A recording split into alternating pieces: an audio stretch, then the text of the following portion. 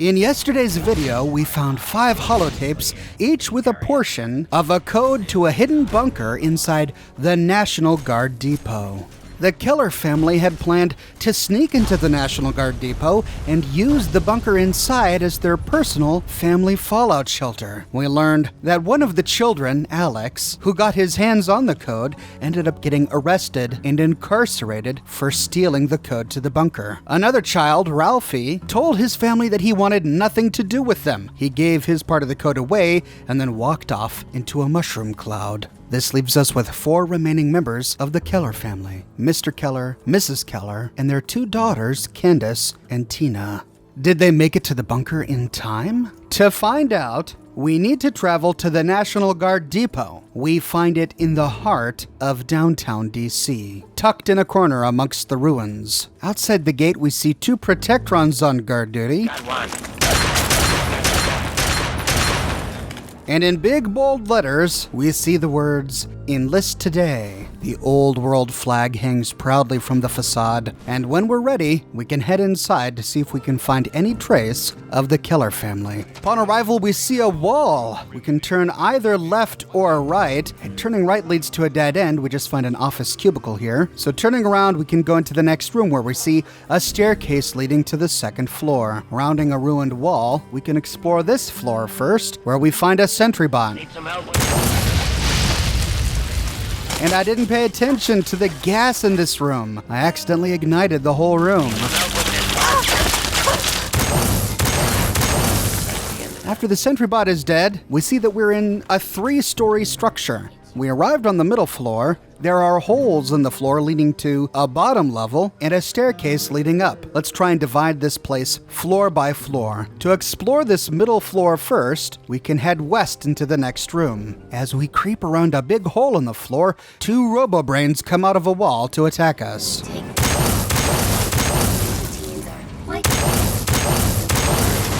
This side of the room must have been communications. We see ham radios on some tables and what looks like an operator's console for diverting and connecting phone calls. Going around this big hole in the wall, we can then turn east to explore an adjacent room where we get attacked by something. It took me a while to figure out where this was coming from. There's a ceiling-mounted machine gun turret on the bottom of this middle floor. And as soon as we kill it, a Mr. Gutsy begins to attack us from the 3rd floor.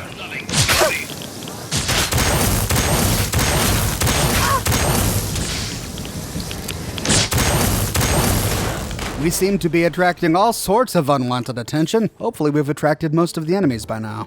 Rounding a corner, we see a hole leading down to a generator room and a workshop on the other side of the hole. Here we find a bunch of scrap and junk on the shelves and a workstation in the corner. This room ends with another staircase leading up, but to finish this floor, we can turn around and complete the loop. We've arrived back at the door that led outside, and we can now go to the 2nd floor, which is in utter ruin. It's an absolute disaster. To continue forward, we have to leap from the top of the stairway to another portion of the broken floor. Here we find a first aid kit, and that's it. To continue forward, we have to sneak along a thin ledge going south. Turning right leads to a completely wrecked room with a caved-in staircase leading up and down. Instead, we can go through a northern door in this room. We find some sort of office cubicle, lots of desks and cabinets to loot. We see an old world flag on the wall, and this room connects through a northern door to another office space with more desks. Rounding the corner, we get attacked by another ceiling-mounted turret. Where? This floor is a maze of office cubicles. Great for those of us with the Scrounger perk to take advantage of it. We see a doorway to the east. This leads to another office space with a terminal that we can use to deactivate the turrets. But since I've already destroyed it, there's no point in that. And this room is a dead end, though it does have a hole in the floor that leads to the middle level. But seeing as how we've already explored it, we'll instead turn around and head back out the door. Rounding the corner, we got attacked by a sentry bot on the middle floor. This appears to be a new section of the middle floor that we did not have access to earlier. We also see a big opening against the far wall. I went all the way around the perimeter of this room to find one ledge that led over there, but I couldn't find it. It looks like there's something over there, though. I saw a tipped over Nuka-Cola machine. We'll see if we can find a way to get over there soon. Back down to the middle floor. We don't find a lot in this room, and it must have been a cafeteria. Lots of tables laid out, Itotronics and Nuka-Cola machines. There is a hole leading to the basement, but before we go down there to explore, we can head east. At the end of this hallway, we find a door that leads to the depot training wing. Here we find even more office cubicles, and to crawl out of this labyrinth, we head northeast. Going through a hole in the wall, we find another sentry bot.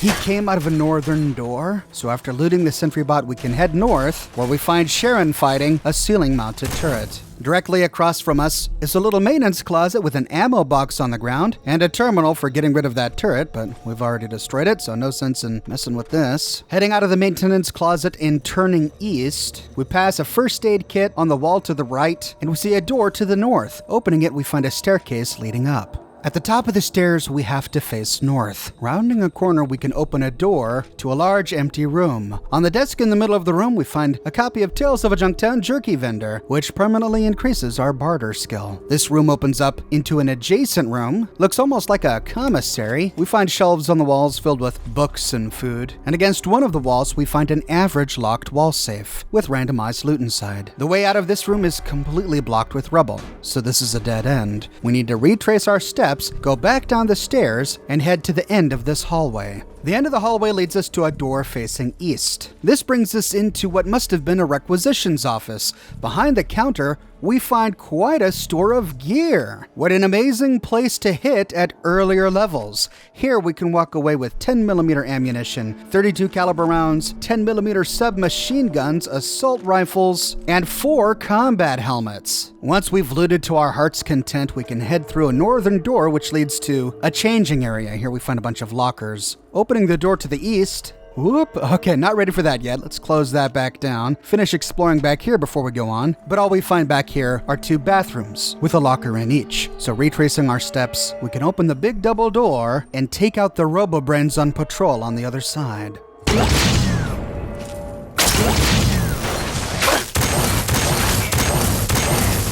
This looks like some sort of firing range. The military personnel must have left in a hurry. They left all of their gear behind. Behind each of these firing stalls, we find ammo boxes on the ground, combat helmets lying out, assault rifles, sniper rifles, more ammunition. It's a treasure trove. We can head into the range through an opening to the northeast. Here we see another Mr. Gutsy walking around.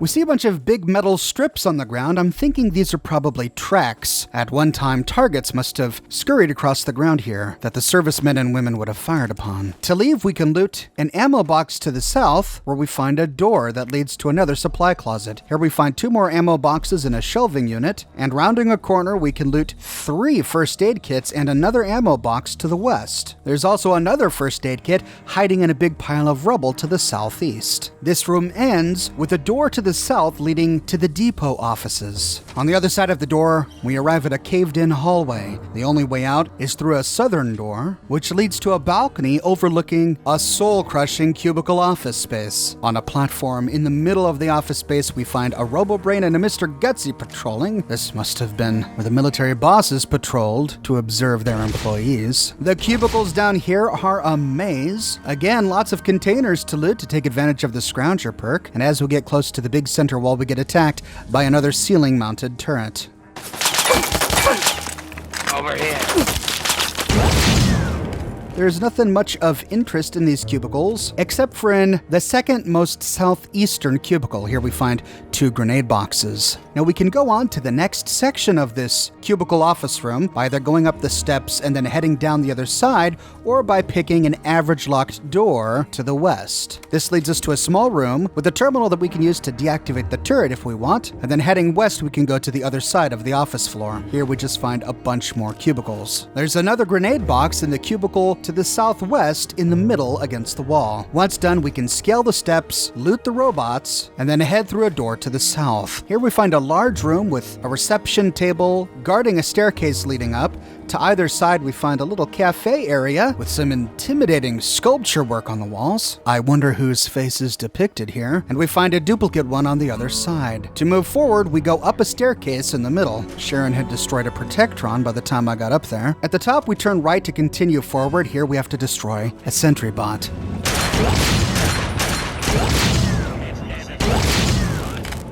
There's a first aid kit on top of a shelf to the south, and a copy of Duck and Cover on a counter in the middle of the room. We see a floor above us, and a few doors labeled Exit. From one of these rooms, a sentry bot peers out to attack.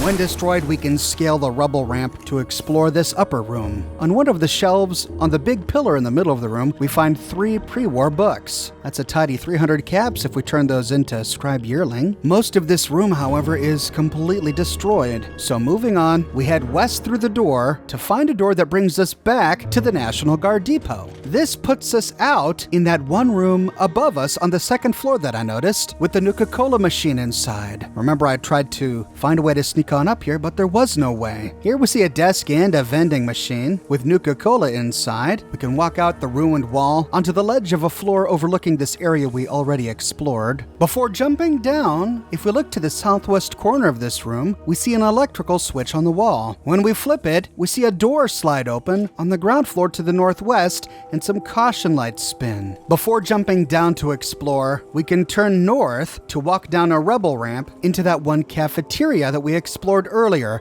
This connects to the depot training wing to the east. From here we can turn around and jump down a big hole in the floor to finally explore this bottom level. To the east we find a door that leads to a supply closet. Here we find a copy of Nikola Tesla and You on the middle shelving unit. Heading out and opening a door to the north, we can loot some robo-brains we destroyed earlier, and behind them we find a small jail. Could this be where they kept Alex? Heading inside, we find a couple of bunk beds and some footlockers, but no corpse. So Alex must not have been here when the bombs dropped. In all the commotion, did he manage to find his way out and rejoin his family? That's it for the bottom floor, except for that door that we opened when we flipped the electrical switch on the top. So retracing our steps, we can round a corner where we find a sentry bot waiting for us on the other side. But this appears to be a dead end. It's just a big square room. However, we do find a yellow switch to the northeast. When we activate it, a path opens up before us. At the very bottom, we find a door to the National Guard Armory. Heading forward, we arrive in a big rectangular room. We see a utility door in front of us, but to open it, we need to activate the big yellow switch on the wall. Inside, we find quite a store of goods. Where to even begin? Combat armor, combat helmets, pulse grenades, pulse mines, combat knives, police batons, 10mm ammunition, all sorts of boxes, frag grenades, 10mm submachine guns, radiation suits. And sitting on a shelf, on a concrete pillar in the middle of this room, is the Small Guns bobblehead. You found a Vault-Tec limited edition bobblehead. The inscription on the base reads, "Because it's easier to have courage from a safe distance away. Your small gun skill has been permanently increased by 10.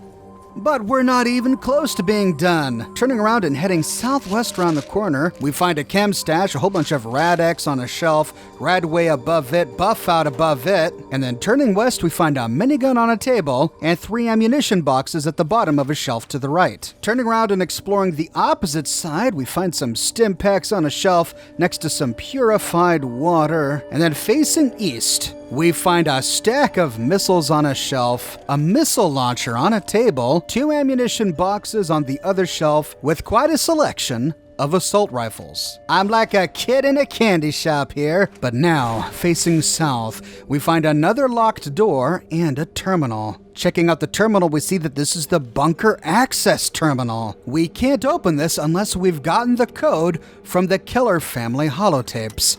If we have all 4 digits, we can choose the option to enter the access code.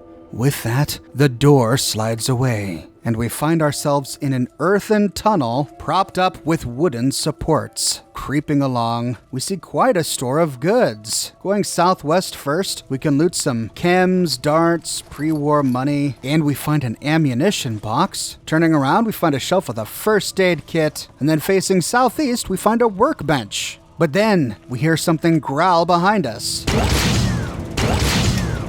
Never matter, it was just a glowing one. Turning back around, we can pick the average locked wall safe where we can find some caps and money. And on the other side of the shelf, we can get some darts and loot another first aid kit. The tunnel then turns east towards where we killed that glowing one. Heading through, we pass a big counter filled with crates and utensils and a little bit of food. On a shelf to the southeast, we find the experimental MIRV next to a stack of 6 mini-nukes.